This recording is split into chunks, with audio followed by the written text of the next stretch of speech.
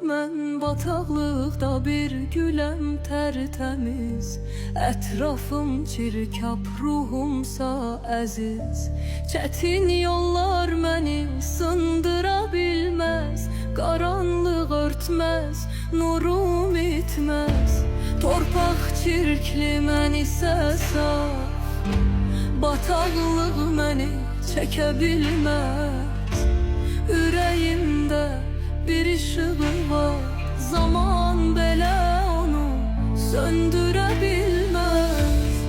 Fırtınalara sinə gərərəm, başımı dik tutub çiçəkləyərəm. Qoy baxanlar bilsin, gücüm sevgidədir, bataqlıq içində gül olmaq hünərdədir.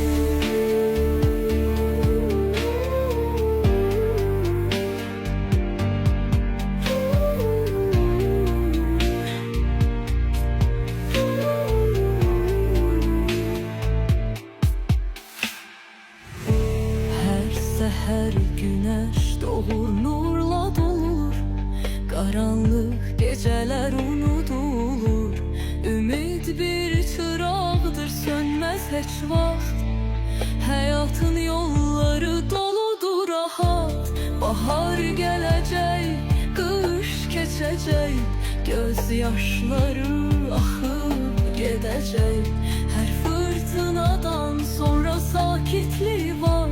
Səbri denen her zaman kazanacak. Kalbimde ümit, gözümde ışık, hayalımda sevinç, içimde rahatlık. Geleceği günler parlak olacak, ümidim var, hayat gülümseyecek.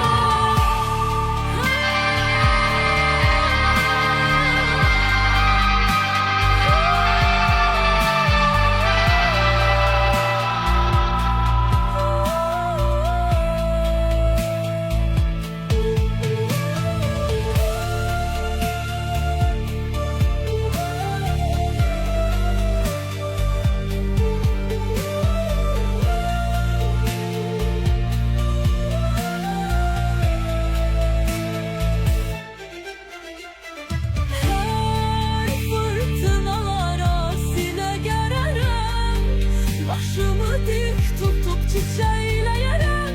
Koy bakanlar bilsin, gücüm sevgidedir. Batağım içinde gülmek hünerdedir. Her seher güneş doğar, ümit bir çırağıdır. Sönmez hiç bak, hayatın yolları doludur rahat. Bahar gelecek, kış geçecek, gözyaşları akıp gedecek. Her fırtınadan sonra sakitlik var. Səbreden her zaman kazanacak.